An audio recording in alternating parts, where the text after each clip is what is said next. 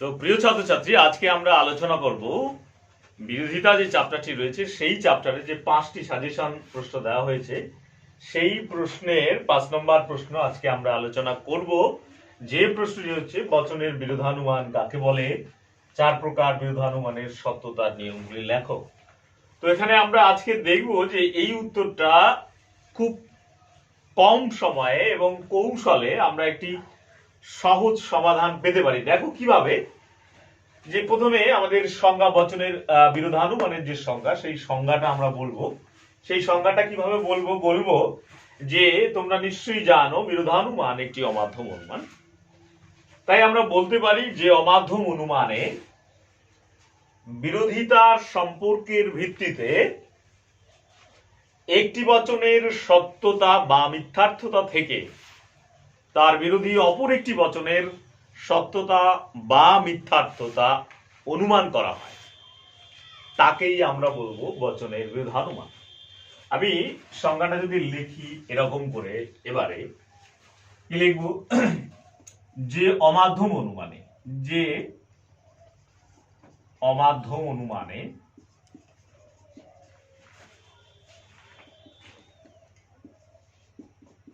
বিরোধিতার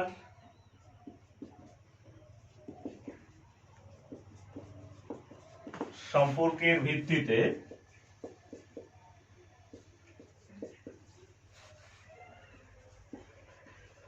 একটি বচনের সত্যতা বা মিথ্যার্থ থেকে তার বিরোধী অপর একটি বচনের সত্যতা বা মিথ্যার্থতা অনুমান করা হয়, তাকে বচনের বিরোধানুমান বলা হয়। যে অমাধ্যম অনুমানে বিরোধিতার সম্পর্কের ভিত্তিতে একটি বচনের সত্যতা বা মিথ্যার্থতা থেকে তার বিরোধী অপর একটি বচনের সত্যতা বা মিথ্যার্থতা অনুমান করা হয়, তাকে আমরা বচনের বিরোধানুমান বলি। এই ছিল আমাদের সংজ্ঞা। এবারে 4 প্রকার বিরোধানুমানের সত্যতার যে নিয়ম, সেই দেখো নিয়মটা কত কৌশলে সহজ করে দেওয়া যায়। তো দেখো এখানে এই প্রশ্নটার উত্তর দিতে গেলে আমরা একটি ছকের সাহায্য নিব। তোমরা যদি এর আগে আমার ক্লাসটি দেখে থাকো তোমরা নিশ্চয়ই বুঝছো যে বিরোধানুমানের সত্যতার নিয়ম পয়েন্ট করব এভাবে লিখব। এখানে বিরোধানুমান কত প্রকার তোমরা জানো, যেমন বিরোধিতা 4 প্রকার। ঠিক এই বিরোধিতার ভিত্তিতেই যেহেতু বিরোধানুমান করা হয়েছে, এই জন্য বিরোধানুমান হচ্ছে 4 প্রকারের। একটা হচ্ছে বিপরীত বিরোধানুমান, 2 হচ্ছে অভিন্ন বিপরীত বিরোধানুমান, 3 হচ্ছে অসম বিরোধানুমান, 4 হচ্ছে বিরুদ্ধ বিরোধানুমান। এখন এই 4 প্রকার বিরোধানুমানের নিয়ম প্রশ্নের আলোচ্য বিষয়। এখন কি করে আমরা সহজ করে এই নিয়মগুলি আবিষ্কার করতে পারি? তো দেখো, এর জন্য আমাদের একটি ছকের প্রয়োজন। এই ছকটি তোমাদের সকলেরই জানা আছে। আমরা এই ছকটি দিয়ে কি করে এই প্রশ্নটির উত্তর সহজে করতে পারি।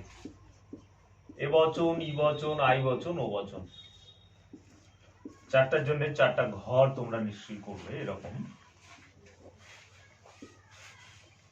1 2 3 4 1 2 3 4। এই দেখো টি, এগুলো সবগুলোই টি।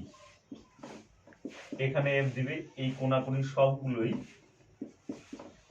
এফ। এটা ড্যাশ, এটা ড্যাশ, এটা ড্যাশ, এটা ড্যাশ, এটা ছোট হাতের এফ, এটা ছোট হাতের টি, এটা ছোট হাতের এফ, এটা ছোট হাতের টি।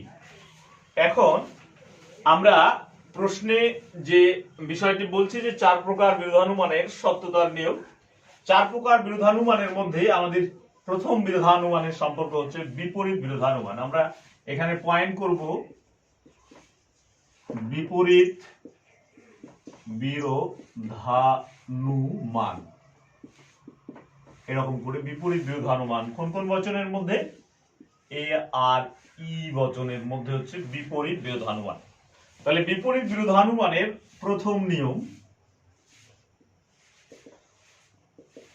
দেখো, বিপরীত বিরোধানুমানে সম্পর্ক কার কার মধ্যে? এ আর ই বচনের মধ্যে। তাহলে এ আর ই বচনের মধ্যে আমরা এখন নিয়ম আবিষ্কার করব। দেখো, এই এ বচন যদি সত্য হয় তাহলে ই বচনটা কি হচ্ছে? মিথ্যা।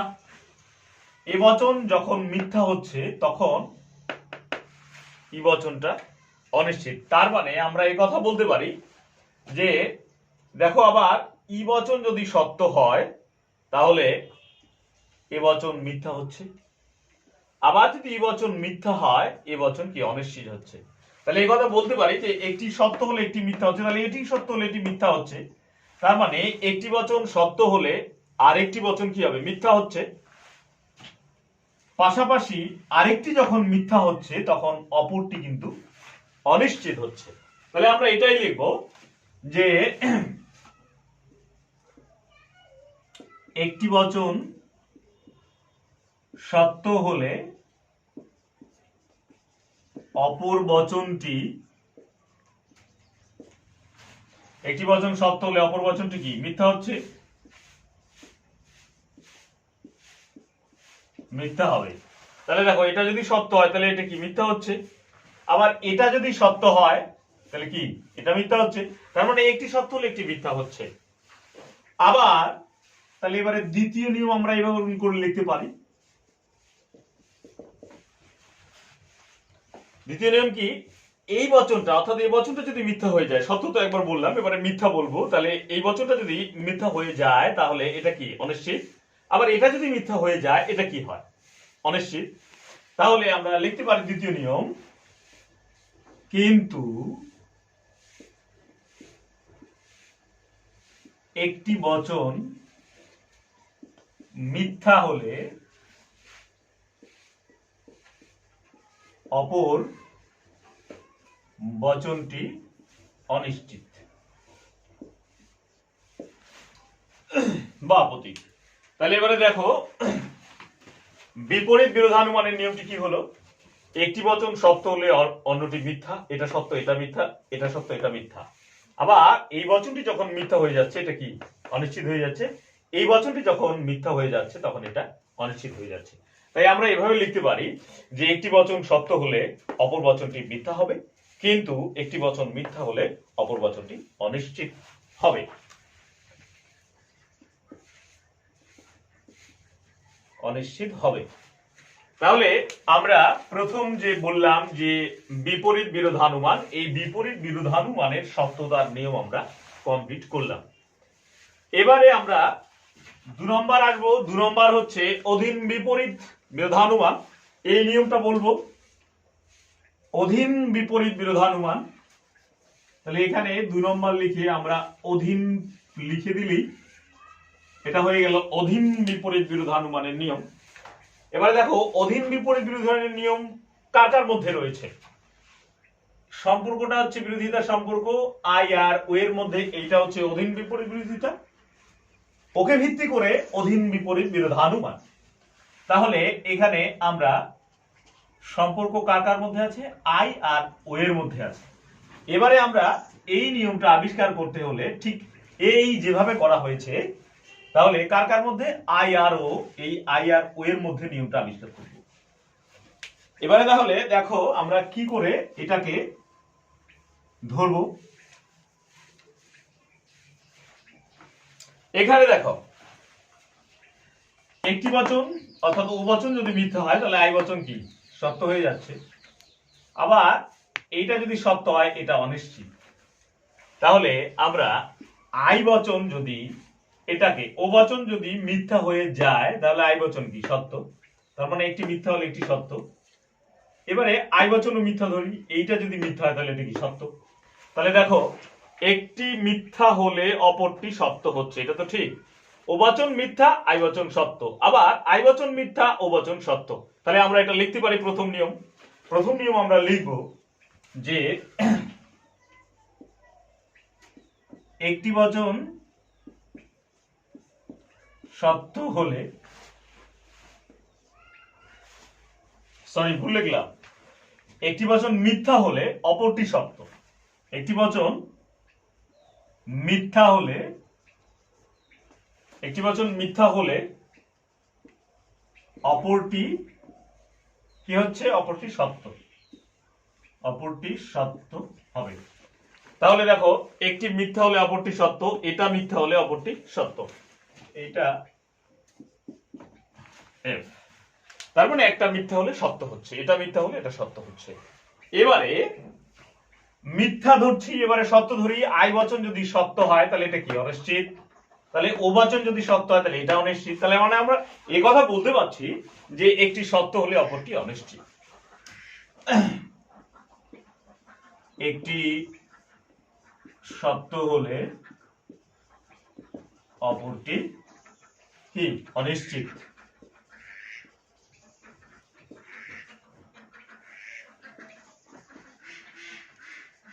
অপরটি অনিশ্চিত হবে।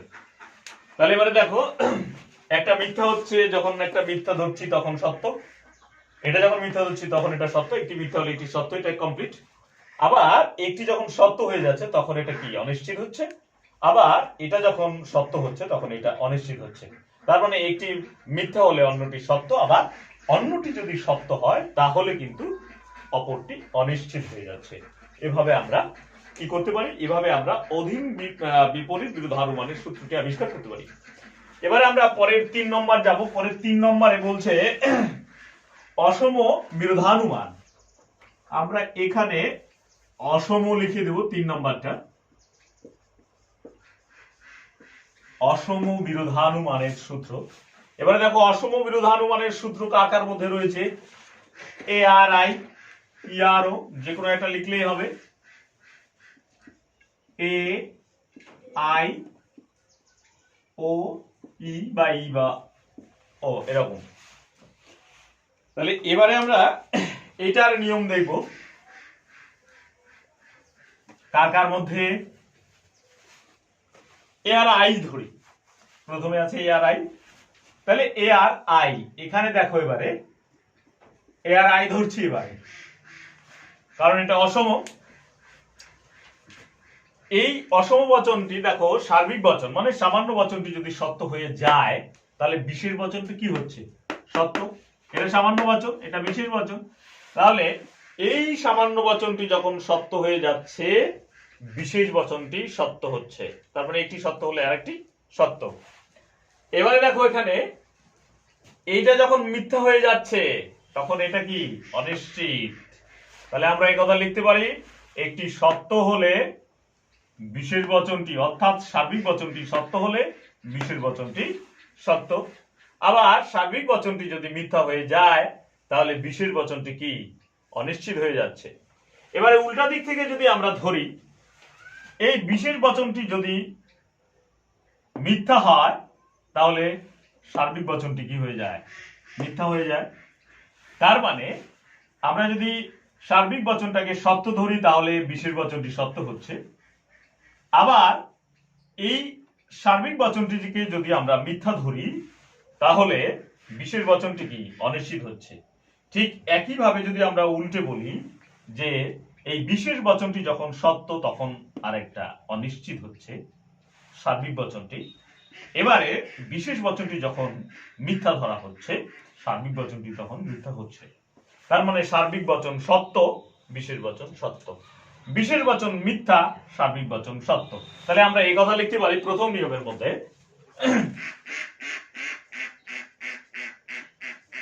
সামান্য বচনটি সত্য হলে, দেখো আমরা এখানে কি পেয়েছি, সামান্য বচনটি সত্য, বিশেষ বচনটি কি সত্য। তাহলে সামান্য বচনটি সত্য হলে বিশেষ বচনটি কি হবে? বিশেষ বচনটিও সত্য হবে। সামান্য বচন যদি সত্য হয়, বিশেষ বচনও সত্য হবে। আবার এই সামান্য বচনটি যদি মিথ্যা হয়, আবার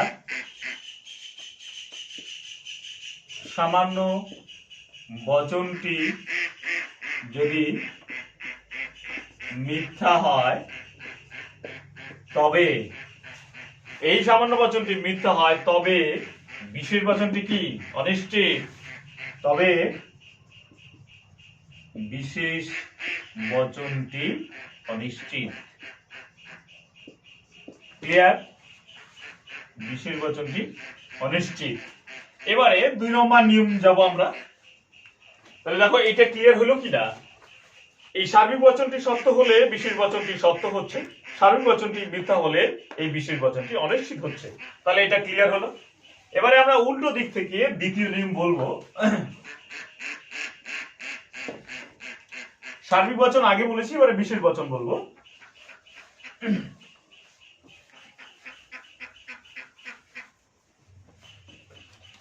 এবারে দেখো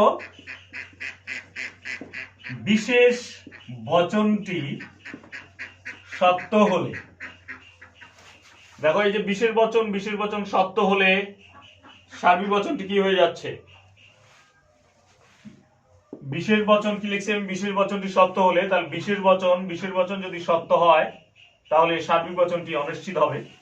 এই বচনটি যদি সত্য হয় তাহলে সার্বিক বচনটি, তাহলে বিশেষ বচনটি সত্য হলে সামান্য বচনটি অনিশ্চিত। সামান্য বচনটি অনিশ্চিত। কিন্তু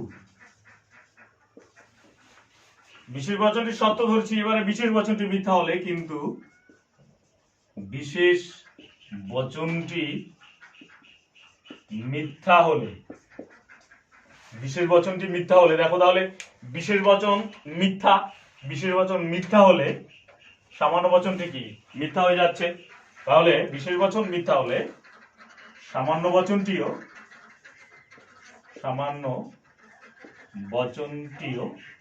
মিথ্যা হবে। ক্লিয়ার? বিশেষ বচনটি যদি মিথ্যা ধরি তাহলে সামান্য বচনটি মিথ্যা, বিশেষ বচনটি যদি সত্য ধরি সামান্য বচনটি অনিশ্চিত। ক্লিয়ার? এখানে তাই লেখা হলো। এবার আমরা শেষ পয়েন্টে আসছি। দেখো আরেকটা বিরোধিতা রয়েছে আমাদের, না আরেকটা বিরোধানুমান রয়েছে। এবার হচ্ছে বিরোধানুমান। এবারে কি? বিরোধানুমান। এটা খুবই সহজ। বিরোধানুমান। এই বিরোধানুমান কাকে ভিত্তি করে?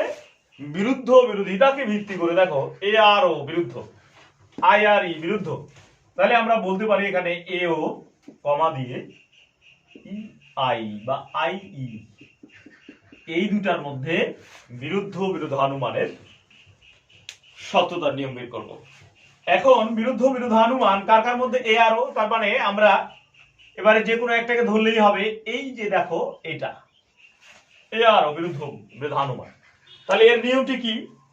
খুবই সহজ। এটা দেখো এখানে একটি যখন সত্য হয়ে যাচ্ছে আরেকটি কি? মিথ্যা।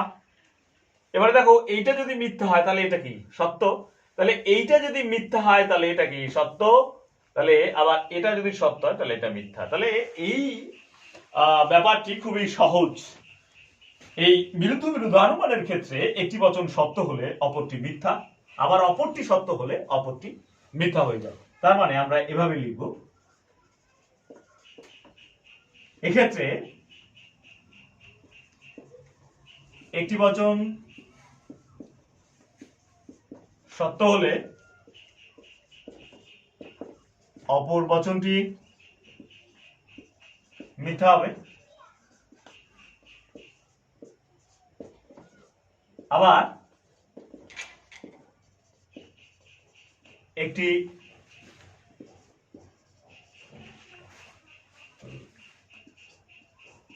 মিথ্যা হলে অপরটি সত্য হবে। তো আমাদের প্রশ্ন ছিল হচ্ছে 4 প্রকার বিরোধানুমানের সত্যতার নিয়ম লেখো।